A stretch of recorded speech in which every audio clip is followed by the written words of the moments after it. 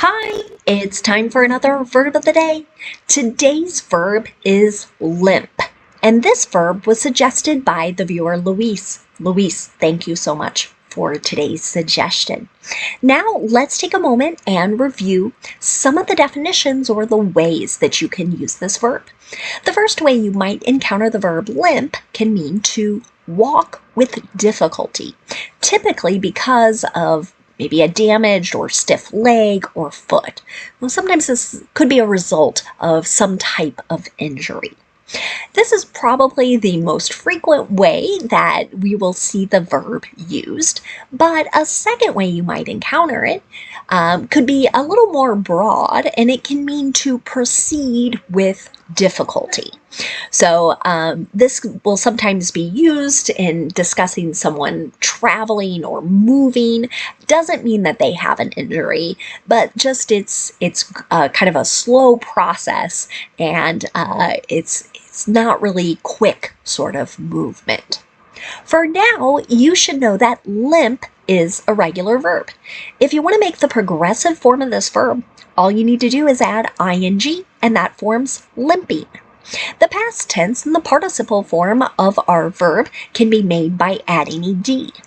The base verb, limp, ends in an unvoiced p sound. This means the ed ending is just going to make a t sound, and we're not going to add an extra syllable when we say it. The past tense and the participle form of our verb should sound like this: limped, limped.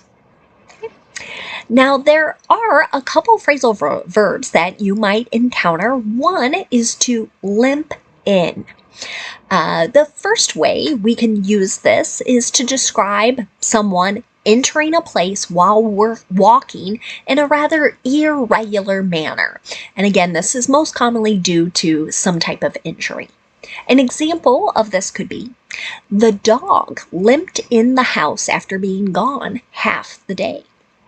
So here, maybe we don't know why or what has caused this, but maybe the dog had some type of adventure resulted in some type of injury, and now the animal is walking in an irregular manner.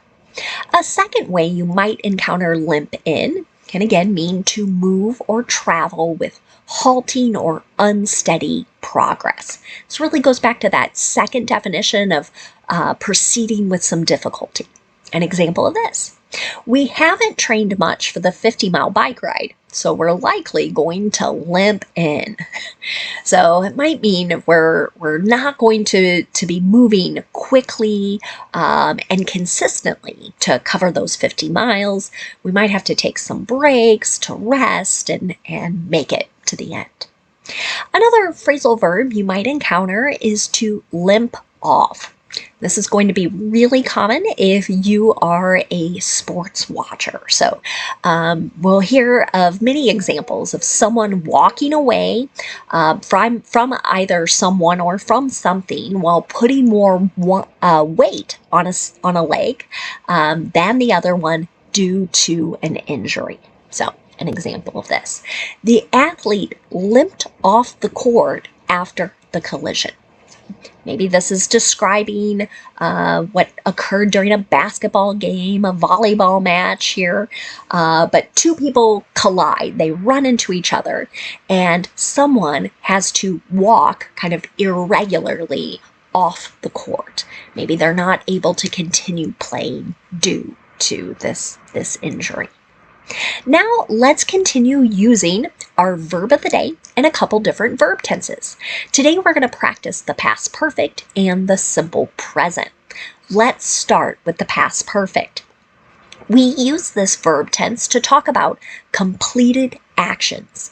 But what makes it different than the simple past tense is that in the past perfect, we're talking about an action that occurred before a certain point in time or before another action.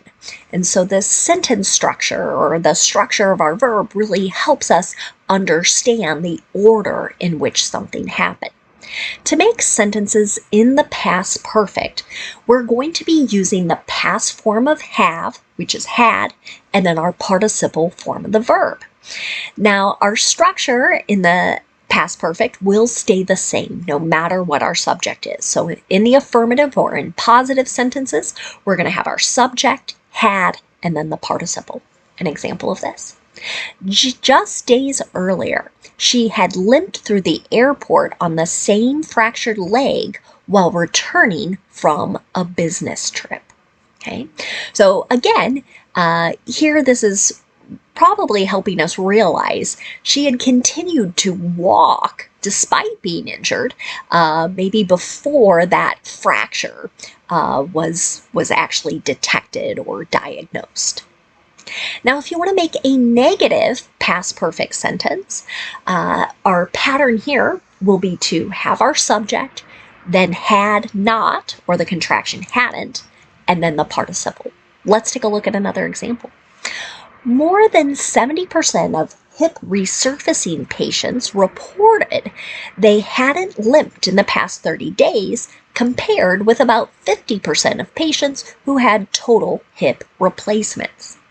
This sentence came from a news article discussing some research into how to treat hip injuries, and they were really comparing two kinds of procedures. So something called resurfacing, and then having replacement hips, or artificial might be another word you'll know, an artificial hip placed.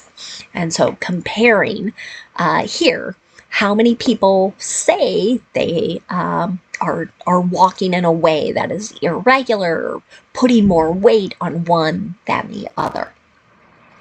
Now let's look at making a yes or no question in the past perfect. To do this, start with had, then you're going to have your subject, and then the participle form the verb. Here's another example.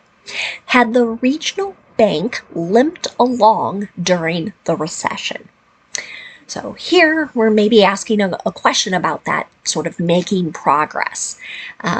You'll see this used in connection sometimes with companies that are struggling, especially when there's sort of this question about like whether they will continue to exist and maybe be profitable or be successful into the future. Now let's move on and talk about the simple present. We use this verb tense to talk about our habits and our routines. These would be actions that repeat again and again with some known frequency. We also use it to discuss facts.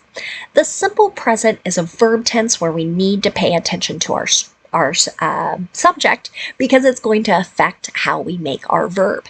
If the subject is I, you, we, or they, then in the affirmative, you just want to use that base verb. No suffixes, no special endings on the end of the verb. But if your subject is he, she, or it, we need to add an S to the end of the verb. You can see that in my example here. He limps every morning for about an hour after getting out of bed. So remember that initial definition talked about maybe some stiffness or some soreness. So this is maybe someone who is, again, walking irregularly for about an hour each morning, maybe until their bodies had a little time to kind of loosen up and get used to that movement. Now let's look at making sentences in the negative in the simple present. To do this, again, we need to pay attention to our subject. If our subject is I, you, we, or they, we're going to use do not and then the base verb, or don't and then the base verb. But if our subject is he, she, or it, we'll use does not and then the base verb. Let's take a look at an example. There's still some laxity in her ankle, but she doesn't limp anymore. So here, maybe we're talking about someone's recovery from a particular ankle injury, but also at the same time noting this person is not walking irregularly anymore. Finally, let's look at a yes or no question in the simple present. To do this, you start with do or does. Whatever form matches your subject, that subject comes next, and then we'll have the base verb. I always like to point out to my students, notice how the only time I'm adding an S to the end of the verb is in the affirmative when my subject is he, she, or it. Very important. So here's the last example sentence. It's a question, yes or no question here. Do insects limp? As I looked for various examples of this being used, I saw that there was some research. Scientists had some questions about this, whether kind of they also can kind of favor one side of their body as they're recovering or dealing with some type of injury. Now, let's move on and talk about some words that are related to our verb limp. And the first word we're going to discuss is just the noun form of this word. The noun limp has the exact same spelling and the exact same pronunciation as our verb. When we use this word as a noun, we are talking about a tendency to have a gait impeded by injury or stiffness. And gait is just referring to kind of our ability to walk, or that movement of walking. An example of this: she's walked with a limp ever since having polio as a child. So, again, describing a particular illness that caused this injury, or what's thought to be sort of an irregular walking pattern. Now, limp can also be an adjective. The adjective has the exact same spelling and the exact same pronunciation as both the verb and the noun. It can have a couple different meanings. So one way to use that adjective is to talk about something that is lacking internal strength or structure. Another way to think of that would be something that is not stiff or not firm. Let's look at an example sentence here. The toddler let his whole body go limp as he tried to avoid bedtime. Well, most of the time, right, if we're standing, right, we have a firmness to us, right, and kind of a limp would be no structure, no stiffness or firmness. So sometimes you'll see descriptions of that as well, maybe describing someone who's passing out or having a rather kind of emotional reaction to some horrible news. You might hear of kind of they went limp. Now, a second way to use that adjective limp is to describe something lacking or without energy or without will. An example of this: nobody likes a limp handshake, right? So that's that idea of kind of this weak hand instead of, right, coming at a very firm sort of way. So maybe you've heard that as you've kind of prepared for professional environments. I know that was something I heard a lot about and was encouraged to practice in high school and college.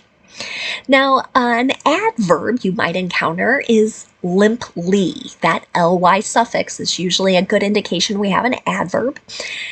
And in this case, this adverb is describing something that is done in either a soft, weak, or not a firm manner. Another way of thinking of it is it's lacking strength or it's lacking some kind of stiffness to it.